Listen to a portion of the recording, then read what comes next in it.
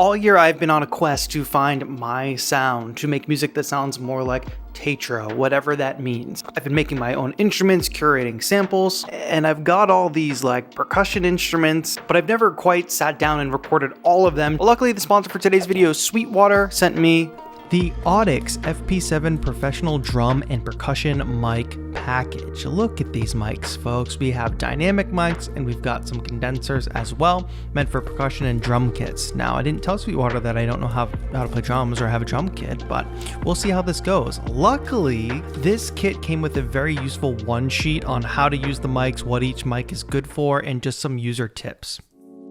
You know, one issue I have with all the sample libraries, like Splice included, is that I'm just looking for like a snare sound. It's always like the loudest snare sounds. It's never just a gentle snare hit or a gentle percussion hit or a crash, a soft crash. Or at least it's not easy to find samples like that. So I'm on a mission today to make some softer, gentler drum and percussion samples. But before we get sampling, let me tell you about this rig. It's the Tascam Portacapture X8 as the main recorder, but we're gonna rig it so we can get an XY pattern with the two F9 condensers. I think that'll make for a nice sound. And then I'm also gonna mount the F5 dynamic mic underneath. Let's start by sampling some of these shaker instruments with the wooden shaker first.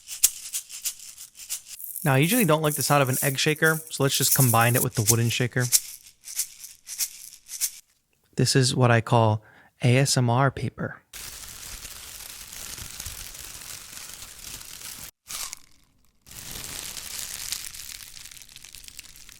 And this is a gourd that I found on a random hike in a river one day, but I figured we could make a nice shaker out of it. It already naturally sounds interesting, but it's starting to crack, and I'm wondering if we can make it have a more like a shaker sound. So here's the plan. I'm gonna try to open this thing up, get some sand in it. Now, I'm not really sure how to open it up. Maybe just cutting or poking. That worked. So obviously there's some seeds inside. That was giving it its sound in the first place. It looks like we will be able to reseal this. Let's fill it up with some sand. That's gonna give it more of that shaker vibe, but I will, of course, replace the seeds. We're gonna put the seeds back in. I hope this works. We're gonna use wood glue to reseal it, and I'll probably try to seal up some of the cracks in there too. While we wait for that to dry, let's sample a few more percussion instruments, those of the animal variety. Now, if you notice, I'm actually using 3 of the mics, the F5 and the 2 F9 condensers, and I actually really like the sound that's coming out of that.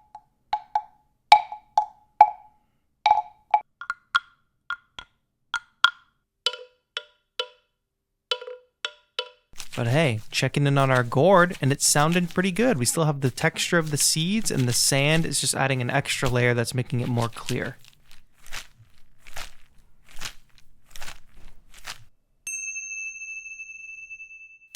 I recorded 2 versions of that, and it works fine as a percussion instrument, but with enough delay and reverb, you can get your own chime sounds out of that instrument as well. And I'm just using Live Simpler for these, so that comes with any version of Ableton Live. Just drop one of these samples in and start experimenting, making your own instruments.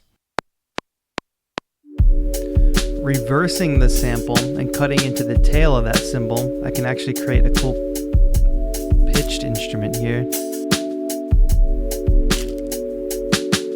Even though this is meant to be a percussion pack, I've got a couple flutes that I figure why not record.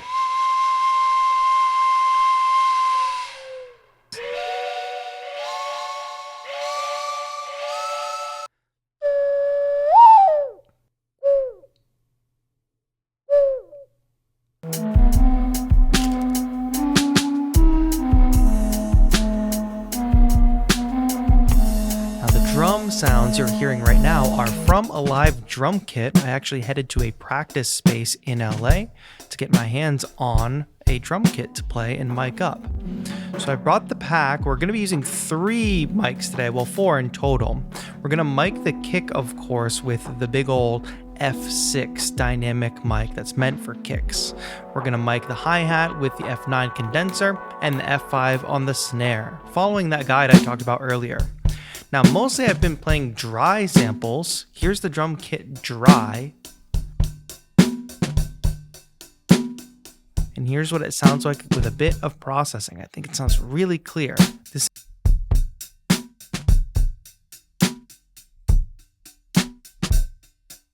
is not a recording studio, this is just a practice space. There's lots of bleed between rooms and lots of room sound, so I'm glad I was able to get this good sound with not a ton of processing.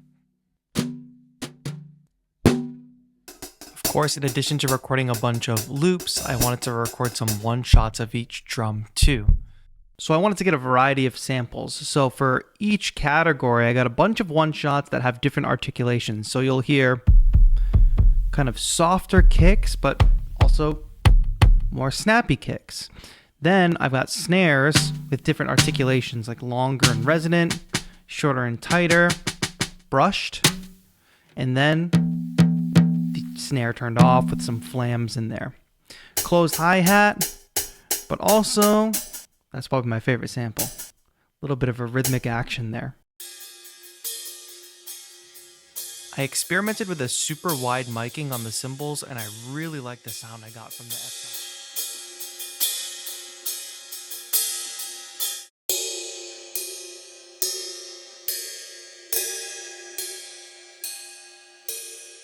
Different cymbal sounds I thought would be important too. So you have a harder, brighter stick, and then a much lighter cymbal. Again, trying to get that gentle cymbal sound, and you can combine these.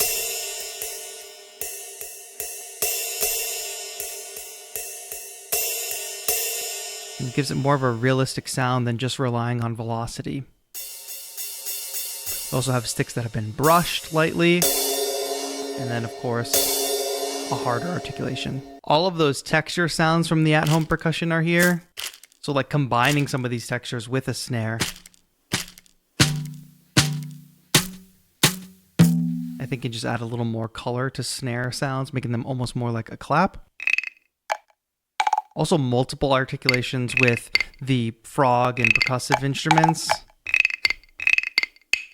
So even though it's the same instrument, you can create a more realistic pattern by alternating between the different versions of the one-shots.